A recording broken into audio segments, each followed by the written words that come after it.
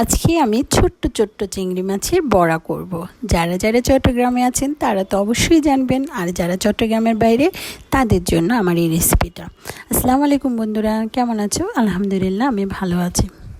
চিংড়ি মাছগুলো ব্লেন্ডারও করা যায়, আবার বেটেও নেওয়া যায়। আমি ব্লেন্ড করে নিলাম। এখন ওখানের মাঝে পেঁয়াজ কুচি, তারপরে কাঁচামরিচ কুচি, পেঁয়াজের ফুল কুচি, টমেটো কুচি, বেশি করে ধনিয়া পাতা, একটু করে হলুদের গুঁড়া, একটু মশলা, একটু মরিচের গুঁড়া, তারপর পরিমাণ মতো লবণ দিয়ে ভালো করে ওইটা ম্যারিনেট করে নিব। যত ভালো করে ম্যারিনেট করব তত খেতে না অনেক সুস্বাদু হবে। আমার যখন ম্যারিনেট করা হয়ে আসবে, এখন চুলায় তেল বসাই দিব।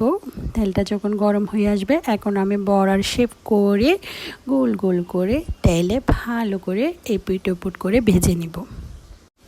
ভালো করে যখন ভেজে নিয়ে ফেলবো, এখন আমার প্রায় ভাজানো হয়ে যাবে সব মাছগুলো, বড়াগুলো।